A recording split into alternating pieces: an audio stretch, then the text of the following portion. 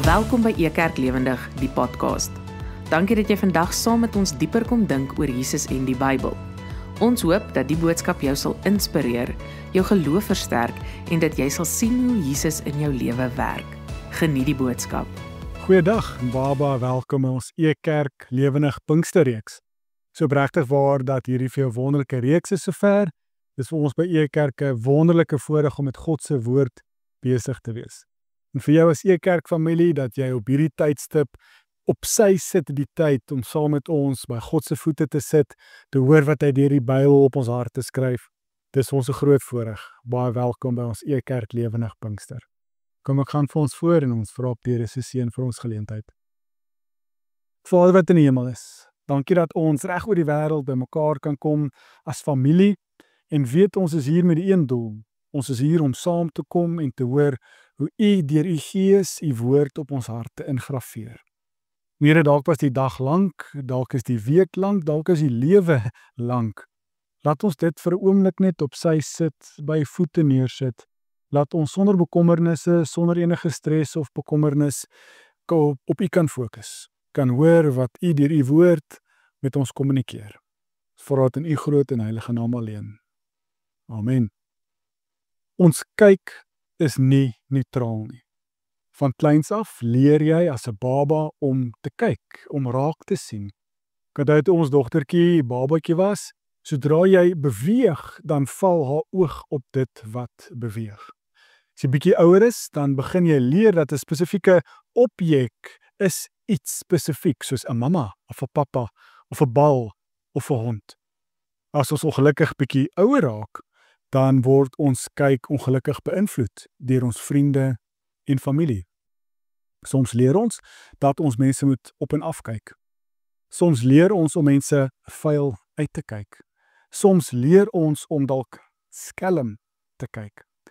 So die punt wat ek wil maak is, as ons nie ingryp in die manier hoe ons kyk nie, dan gaan dit ons hele lewe beïnvloed en tegnies verander. Die koers waantoe ons loop bepaal. Die kyk van jou lewe bepaal die koers van jou lewe. Ek wil jou vanaand uitnooi. Ons sal Psalm 119 gebruik as oogsalf. Oogsalf wat ons op ons oë kan sit om te vra, hoe kan ons wêreldse, aardse, gemanipuleerde, nie neutrale kyk inruil om God se kyk te kry. So Psalm 119 is ons hele roetekaart hierdie hele Pinksterreeks. Psalm 119, ons gaan môre aand by ons hemelvaartdiens bietjie meer daarop ingaan, is vir ons 'n wonderlike leefpsalm. Dis 'n psalm wat baie lank is natuurlik, maar wat geskryf is om juist die oppe en die affe, die donker putte, maar ook so die bergpieke van ons het iets bereik, te vier van ons geloofslewe. Maar Psalm 119 is spesifiek die verse waarby ek vanaand wil stil staan, vers 17 tot 24. Help ons om hierdie nuwe God se kyk aan te leer. So wil ek julle graag uitnooi. Ons lees Psalm 119, vers 17 tot 24 en kyk, hoe kan God ons help om God se kyk te kry? So ek lees graag saam en ek lees 'n nuwe lewende vertaling, Psalm 119, vers 17 tot 24. Wees goed vir die dienaar, sodat ek mag lewe en die woord gehoorsaam.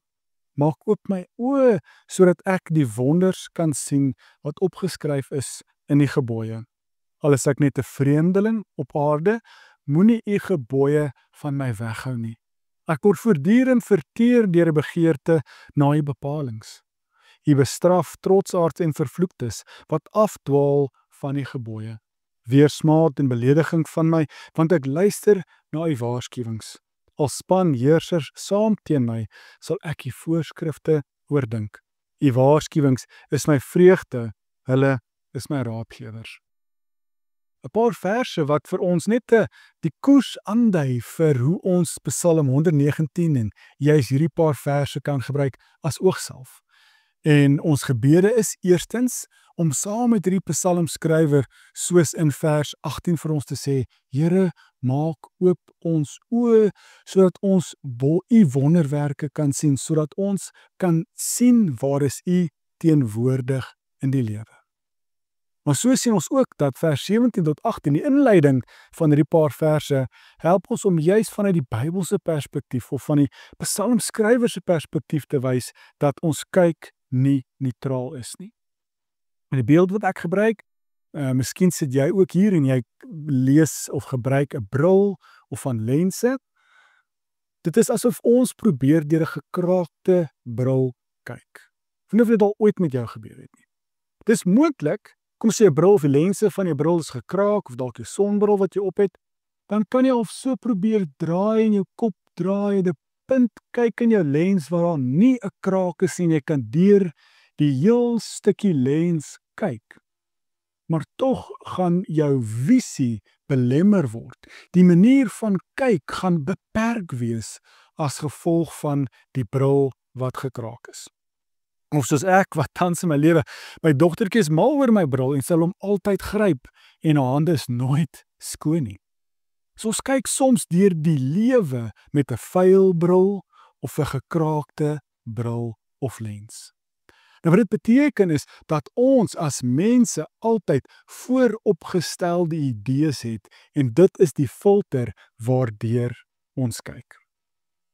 Laat my dadelik dink aan 'n boek van Adam Grant wat hy geskryf het, Think Again, wat hy vir ons baie mooi duidelik dat elke liewe enkele persoon is vasgevang in 'n sekere denkpatroon, 'n bias, 'n voorveronderstelling. Nou die een wat ek dink vir ons as gelowiges en juis vir Pinkster so belangrik is, dat ons in Engels kan praat van die confirmation bias. Jy soek inligting om te bevestig dat dit wat jy alreeds weet. Jy gaan soek bevestiging vir dit wat jy alreeds glo. So die vooroordeel wat jy het, maak dat jy blind is vir alles wat nie saamstem met wat jy dink nie. Die kennis wat jy het nie, dalk die manier hoe jy glo nie.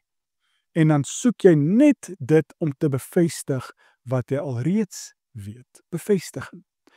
'n tweede een, wat hy van praat, ek dink belangrik vir ons geloofslewe is, desirability bias. Dan word ons glo slegs wat ons wil glo. Wat wil ons hê? Wat soek ons? Wat smag ons na? Dan gaan soek ek bevestiging vir dit. Dan weet ek op die ou en ek kan wegstap en sê, ek weet dit is so. So ek is nie oop om raak te sien wat die waarheid is of wat ek noodwendig wat waar is nie. Maar ek kan soek bevestiging van dit wat ek waar wil hê, as jy verstaan. En ek dink in ons geloofslewe, juis vandag is dit so belangrik. Hoekom? Miskien was jy al gekonfronteer met mense wat anders dink as jy, of 'n ander opinie het as jy. Hoe tree ons op? Ons tree op as 'n prediker, wat beteken ons probeer ander mense oortuig dat hulle verkeerd is en jy's reg. Jy's nooit verkeerd nie, jy's altyd reg. So as iemand nie saamstem met jou opinie of denke nie, dan is hulle mos verkeerd en jy reg. So dan probeer hulle bevestig, jy probeer hulle oortuig. 'n tweede manier wat ek dink ons reageer as ons gekonfronteer word met verskillende opinies of denke, verskillende kyke as ons preek se tema vat, is dat ons dalk 'n regter word of ons word dalk eerder 'n aanklaer sal 'n mooier beeld wees. Van ons gaan soek die foute in hulle denke of in hulle manier van sien en wys hulle foute uit. Maar ons is blind vir ons eie gekraakte lens of bril waardeur ons kyk. So wat vir ons belangrik is eerstens ek en jy, hierdie Pinkstertyd, ons tema is, hoe kan God se Gees, wat ons vier hier in Pinkster, wat uitgestort word, hoe kan ons bewus raak van die Gees se werking in ons lewe? Maar meer as dit, hoe kan ons, soos die psalmskrywer begin, heel aan die begin om te sê, Here, help ons, maak U ons oë oop. As ons nie besef dat ons 'n nie neutrale kyk het nie, dan gaan ons mos nie soek vir 'n nuwe kyk nie. So eerstens is die begintree om te sê, besef ons kyk is nie neutraal nie. Ons kyk is dalk beïnvloed deur ons verwagtinge van die lewe, dit wat ons dalk na voorsmag ons begeertes, dalk ons kultuur, dalk die trauma wat jy in jou lewe beleef het. En as jy nie dit by die voete van die Here gaan neersit om te sê, Here, help my om my lens te herstel, of nog beter om hierdie Psalm 119 of u woord as oogsalf op my oog te sit, om hierdie katarakte uit my oë uit te verwyder, om die slaap uit my oë uit te vee, sodat ek kan begin kyk soos u kyk nie. Dan gaan ons nie kan verder beweeg. En dis die pragtige beeld dat Pinkster hierdie vir ons doen. Ek lees Efesiërs 1 vers 18. Mag julle hart se oë verlig met sy helder hemelse lig. Mag julle diep in julle binneste besef tot watter wonderlike nuwe lewe julle geroep is. Dan sal julle hoop op die nuwe lewe wat op ons almal wag nog sterker groei. Nou, Paulus bid hier vir die gemeente in Efese. En hy besef hoe blind hulle ook is. Hy besef dat hulle kyk nie neutraal is nie. Hy besef hierdie gemeente kyk deur 'n gekraakte lens, deur 'n vuil bril. En dan bid Paulus vir die gemeente en sê, Here, help dat hulle oë van hulle hart sal oopgaan, sodat hulle u heerlikheid kan raak sien, sodat ons God se kyk kan aanleer om raak te sien waar is u teenwoordig in die lewe. Soos 'n sentrale kerndeel van ons geloofslewe. Here, help dat ons hart se oë oopmaak. Nou, die hart is ons belangrik. Ek lees bietjie verder, Galasiërs 4 vers 6. Julle is nou kinders van God. Daarom het God die Gees, wat ook in sy Seun is, na ons toe uitgestuur. Hy is nou in ons harte. Dit is hy wat hier binne ons uitroep, Abba, liefdevolle Vader. Wat is Pinkster? Pinkster is ons as gelowiges kyk terug na die kaal kruis en die leë graf. Maar ook so kyk ons vorentoe na Pinkster, en dis nou die hemelvaart. Here styg op, vaar op hemel toe. En ons weet die Here los ons nie alleen nie. Môre aand vier ons hierdie hemelvaart. Maar die Pinkster deel vir ons is dat ons nie alleen is nie. God los ons nie alleen nie. Hy deponeer sy teenwoordigheid, sy Gees in ons lewe. Nou ek speel met hierdie woord juis, want Paulus sê, God se Gees is teenwoordig in ons harte. As jy hier sit vanaand, en jy glo en bely die Here leef, en hy is die Seun van God, en hy is uit die dood het opgewek, dan het God sy Gees gedeponeer in jou lewe. Hy's hier in jou hart besig.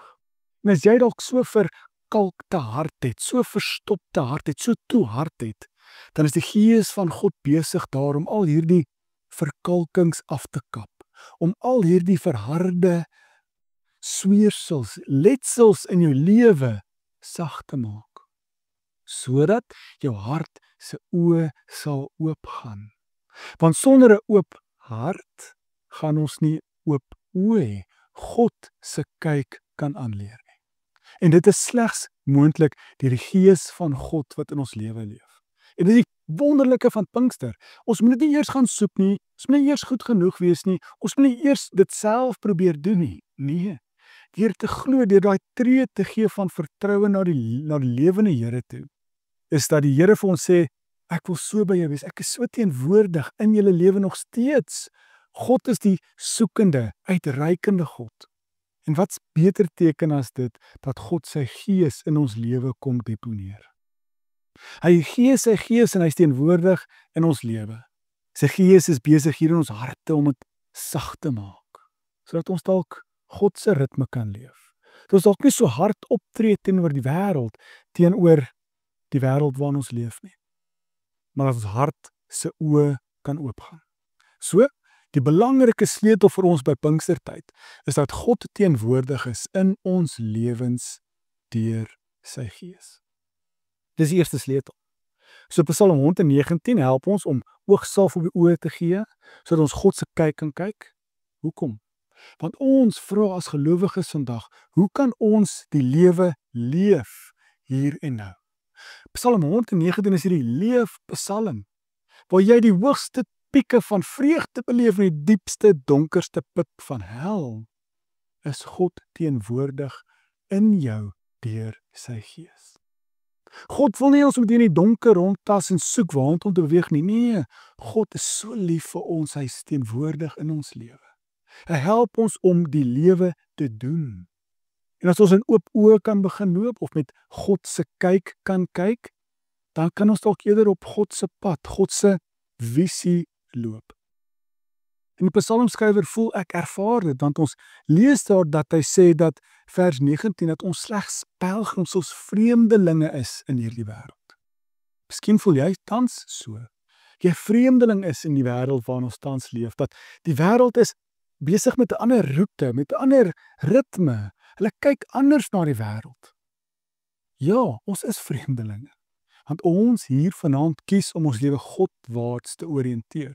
Ons wil graag hê dat ons met God se oë kan kyk. Ons soek 'n hemelse oogtoets en ons wil graag hê dat die Gees van God ons gekraakte bril herstel en ons bril skoon maak sodat ons met God se kyk kan kyk na die wêreld.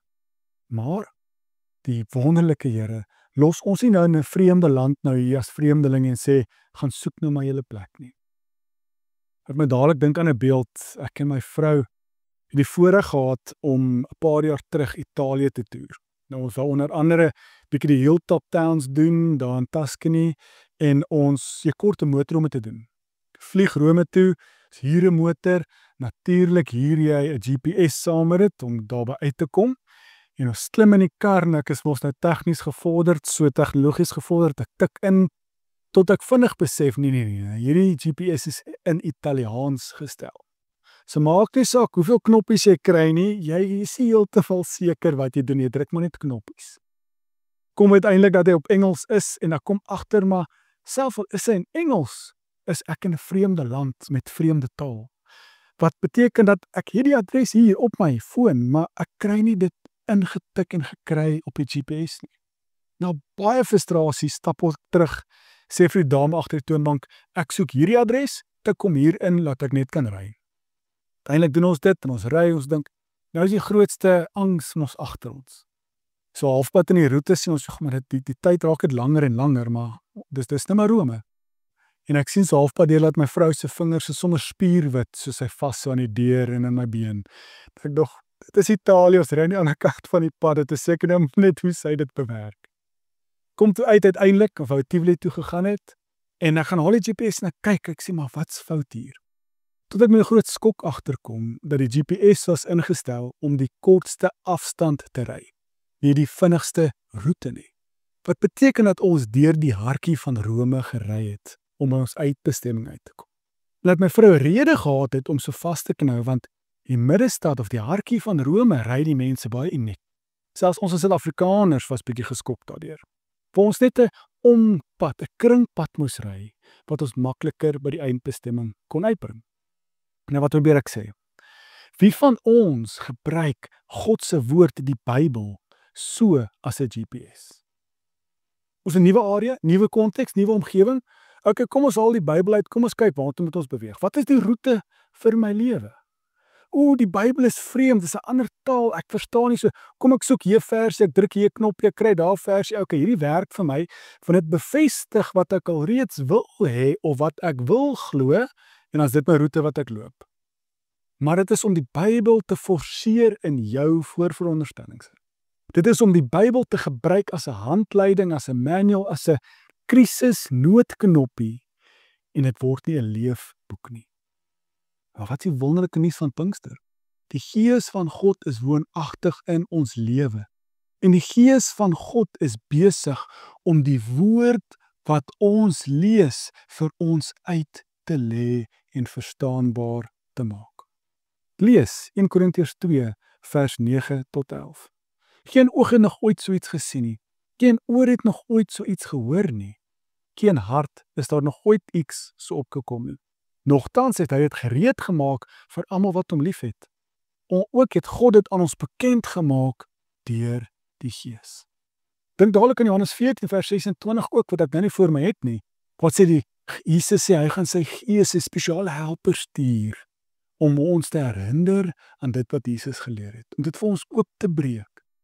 So jy hierdie voorreg hier, die woord van God as 'n GPS is niets vreemds nie, dis nie 'n vreemde taal nie. Die Gees van God lê sy woord uit en skryf dit op jou harte wat oopgemaak is, sag gemaak is deur die Gees wat daar binne is. Die Gees van God help ons om die Bybel uit te lê. En ek het dadelik aan 'n beeld gedink. Ek het nou gepraat van die GPS, dis dalk my era. My ma is altyd een van ons na 'n nuwe plek toe ry, dan haal hy die GPS uit, dan sit hulle hom in en dan ry hulle. So ons gebruik soms 'n GPS slegs as ons in 'n vreemde wêreld is, 'n vreemdeling is. So ons verdwaal as ons nie weet waartoe ons beweeg nie. Maar ek het in my eie lewe tans 'n nuwe seisoen, soos julle al goed weet, as 'n dogtertjie, en ek moet nou in die oggend gaan aflaai by die skooltjie. Wat beteken ek ry in verkeer? Voorheen het ek die voorreg gehad om dit nie te gedoen het nie. So nou kom ek agter dat jy vinnig moet besef wat is die beste pad. Nou miskien ken jy Waze. Waze is vir my hierdie beste voorbeeld van dis soos 'n GPS, 'n app, maar dit is gemeenskapsgebaseerd, community-based. Dit beteken almal wat Waze gebruik op daai stadium kan vir jou sê, o, hierdie pad is daar 'n slaggat. O, en hierdie pad is daai verkeerslig uit. O, en hierdie pad is daar 'n ongeluk. Dan help Waze jou in die oomblik om die beste alternatiewe roete te kry. Hoe sal dit lyk as ons die Bybel eerder as 'n Waze begin gebruik?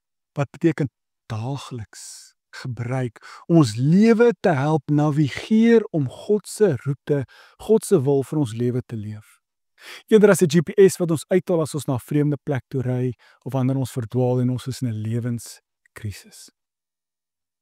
Die beeld is my mooi want ek dink deel van hierdie Pinksterdeel is dat God se visie of God se werking deur die Gees eerder, wat ons visie rigting wys, is ook altyd kollektief. Is altyd gemeenskapsgebaseerd. Want die Gees van God skryf sy woord of lê God se woord die Bybel vir ons uit, maar God doen dit ook in gemeenskap. Nou dit is wat Waze goed doen. As iemand nie vir my gesê het na hierdie reën in Gauteng dat daar 'n slaggat was in hierdie Lynnwoodweg nie, dan het ek oor hom gery. Maar die Gees van God werk soms deur ander gelowiges om ook om die woord van God vir ons uit te lê en vir ons sigbaar moontlik te maak dat ons God se woord op ons harte kan skryf. Maar nie net dit nie, maar kan deel maak van ons alledaagse lewe. So wat vier ons? Ons vier en vra eerstens, 1, dankie dat God se Gees vir ons gee. Hy is woonagtig in ons lewe. 2, die doel van die Gees is om ons in ons harte al hierdie vooropgestelde, die nie neutrale kyke wat ons het, wat ons harte dalk al begin verkalk het, sag te maak. Want met 'n oop hart kan ons oop oë kry, kan ons besef ons kyk deur gekraakte bril met voorveronderstellings. En die Gees van God wat in die werk is in ons lewe, help ons om nie ons hart sag te maak nie, maar ook om ons oë oop te maak, om ons gekraakte bril te herstel, om ons bril skoon te maak sodat ons God se kyk kan aanleer. Hoe doen ons dit? God praat deur sy Bybel. Hy praat deur sy woord. Die Gees van God lê die Bybel uit soos jy dit lees. Mag ons die Bybel nie net as 'n noodkreet of 'n handleiding of 'n krisis GPS gebruik nie. Maar mag ons dit deel maak van ons lewe. Mag ons 'n leefboek begin doen. Mag ons dit soos 'n Waze begin gebruik om elke dag vir ons te navigeer. Wat is die roete wat U van ons vra om te leef? Dis nie om ons die slaggate te laat mis nie. Maar miskien is daar iemand in die gemeenskap en die Here werk deur hulle om te sê, maar hier, ek sien 'n slaggat in jou lewe. Kom ons help mekaar om rondom die slaggat van sonde te navigeer, want ek het dalk al deur hom gery. Kom ons as gemeenskap begin help mekaar, want die Gees van God is die gemenedeler tussen ons. Sodat hy nie net in ons harte werk nie, maar ook deur medegelowiges in ons lewens help om vir ons hierdie pad van God se roeping, God se lewe vir ons op ons harte te skryf. Kom ons bid saam. Here, dankie dat ons kan feesvier dat U Gees vir ons gegee het. Dat ons dit nie eers moet te gaan soek of goed genoeg te wees voor ons dit kan kry nie, maar dat U Gees gegee het vir ons lewens. En U Gees is in ons harte en die Gees is ook besig om ons harte se oë oop te maak. Help dat ons nie net ons harte se oog sal oopmaak nie, maar dat ons ook sal besef wat is die voorveronderstellings waarmee ons leef. Dat die Gees van God ook daai visie van ons herstel. Om nie ander wêreldse visie te hê nie, maar om met u oë te begin kyk, om goddelike visie te hê. Met ander woorde, wat is die roete wat u graag wil hê ons moet loop? Wat is u wil? Wat is u pad wat ons wil wandel? Ons kies dit, want ons weet u is ons verlosser, u is ons Here, en ons wil ons lewe Godwaarts oriënteer. Laat ons die woord oopmaak en eet en deel maak van ons alledaagse lewe, dat die woord deel raak van ons metabolisme, sodat ons dit daagliks kan gebruik en integreer in ons lewe, om ons lewe Godwaarts te hou en te interpreteer deur die woord. En ons kan net dankie sê vir die Gees, want die Gees is vir ons daai roetekaart, waar u nie net die Gees nie, maar die Bybel ook ons leermeesters is, wat vir ons roetekaart wys vir die lewe agter u aan. Vra dit in u groot en heilige naam alleen. Amen. Dankie dat jy vandag saam gereis het. As die boodskap vir jou iets beteken het, stuur dit gerus aan ander. Om meer uit te vind oor Ekerk, besoek ons by www.ekerk.org. Tot volgende week. Ekerk, Jesus sigbaar, voelbaar, verstaanbaar.